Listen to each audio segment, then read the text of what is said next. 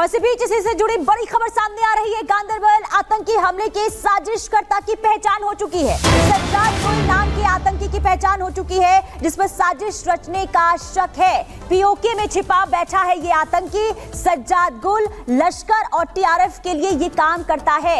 NIA ने सज्जाद गुल पर घोषित कर रखा है 10 लाख का इनाम। तो देखिए, इस आतंकी हमले में जिसका नाम सामने आ रहा है वो सज्जाद है, और ये बताया जा रहा है कि जो सज्जाद है वो पीओके में छिपकर बैठा हुआ, यानी कि सज्जाद गुल नाम के आतंकी पर अभी इस पूरे आतंकी हमले की साजिश का शक जताया जा रहा है, जिसकी तस्वीर देखिए सामने आ चुकी है। सज्जाद गुल, जिस पर शक है कि इसने आतंकी हमले को अंजाम दिया है। तो लगातार देखिए जिस तरीके से बीते कई महीनों में ये देखा जा रहा है कि जम्मू कश्मीर में टारगेट किलिंग की जो घटनाएं हैं वो लगातार बढ़ती जा रही है, और ये तस्वीर आपको दिखा रहे सज्जाद गुल की, जिस पर शक है आतंकी हमले को लेकर। बिल्कुल, और देखिए टारगेट किलिंग के तमाम मामले सामने आ रहे हैं। और इस बीच एक बड़ी खबर बता दें दर्शकों को, ये बड़ी खबर सामने आ रही है। यहाँ पर देखिए किस तरीके से आतंकवादी गतिविधि एक बार फिर से देखने को मिली है। गांदरबल हमले में यहाँ पर देखिए हमले के बाद एक बार फिर से सर्च ऑपरेशन शुरू हुई है, और यहाँ पर देखिए लगातार पड़ताल की जा रही है। जम्मू कश्मीर की फिजा में जहर घोलने का प्रयास एक बार फिर से है। और यहाँ पर देखिए किस तरीके से गांदरबल की जो ये तस्वीर है, आतंकियों की तलाश में सुरक्षा बलों का अभियान।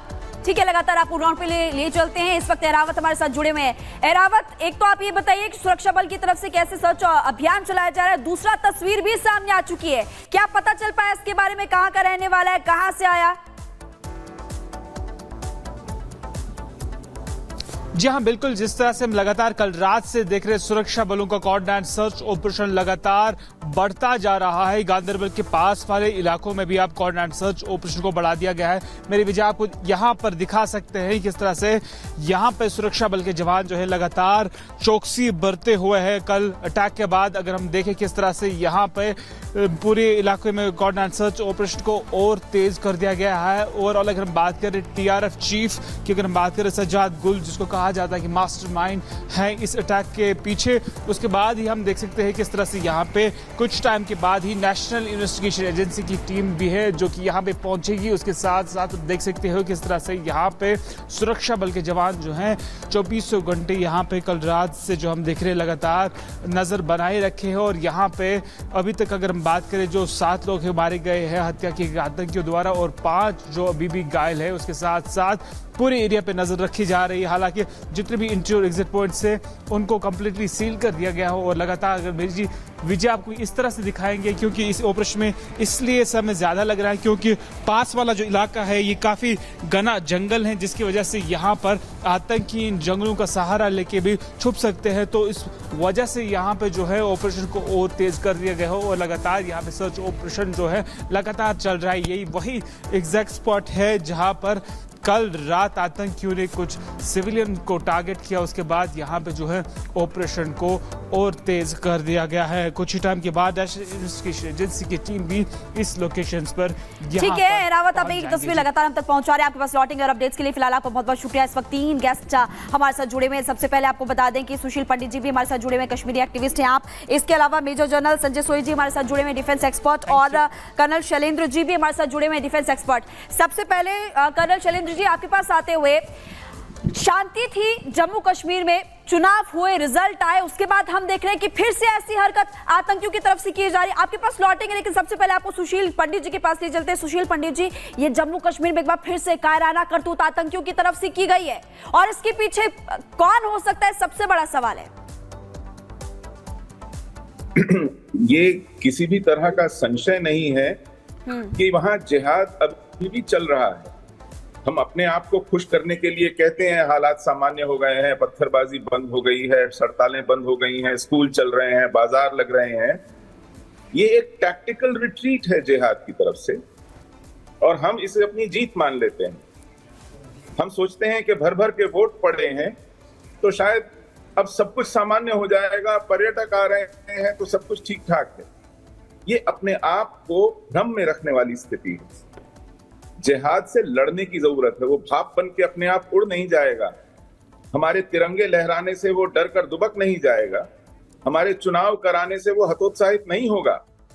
उसके पास हथियार हैं, उसके पास जान पर खेलकर निर्दोषों को मारने वाले वहशी दरिंदे हैं, और वो ये बात आपको समय समय पर जतलाता रहेगा कि उसकी मारने की क्षमता और नियत में कोई कमी नहीं आई है। हम अगर अपने आप को भ्रम में रखें और दुनिया को ये बतलाने की कोशिश करें कि सब कुछ सामान्य है क्योंकि लोगों ने भर भर के वोट किए हैं, हमने दसियों हजार करोड़ विकास में लुटा दिए हैं, हमने वहां ये कर दिया है और वो कर दिया है, लोग जीत गए हैं, लोकतंत्र आ गया है, सब सामान्य हो गया है, तो ये स्वयं को और दुनिया को भ्रम में रखने की एक मूर्खता है। इससे जिहाद पराजित नहीं होगा, जिहाद की कमर तोड़नी पड़ेगी, उसका जबड़ा उखाड़ना पड़ेगा, उससे लड़ना पड़ेगा। उस पर केवल जवाबी कार्रवाई करना, मुंह तोड़ जवाब देना, बख्शा नहीं जाएगा, इस तरह की स्टेटमेंट से जिहाद को पस्त नहीं किया जा सकता। और बिल्कुल, यानी कि यहाँ पर स्ट्रॉन्ग एक्शन लेने की जरूरत है, एक बड़ा कदम उठाने की जरूरत है। सुशील पंडित जी, आप लगातार हमारे साथ बने रहे। इस बीच एक बड़ी जानकारी दर्शकों को दे दे। जम्मू कश्मीर बीजेपी अध्यक्ष रविंद्र रैना ने आतंकी हमले में मारे गए लोगों के प्रति संवेदना जताई है और कहा है कि अंधेरे में छिपकर आतंकियों ने मजदूरों की हत्या कर दी गई और ये कहीं ना कहीं बेहद निंदनीय है। क्या कुछ कहा है, आपको वो भी सुनवाएंगे। तो देखिए किस तरीके से यहाँ पर यह बयान सामने आया है। साथ इस वक्त भाजपा प्रदेश अध्यक्ष रविंद्र रैना मौजूद हैं। रविंद्र जी, ये जिस तरह से वाकया सामने आया है गांदरबल का, क्या कहेंगे? कायर पाकिस्तानी आतंकवादियों ने कश्मीर घाटी को फिर से लहूलुहान किया है। कश्मीर के सोनमर्ग में मेहनत कश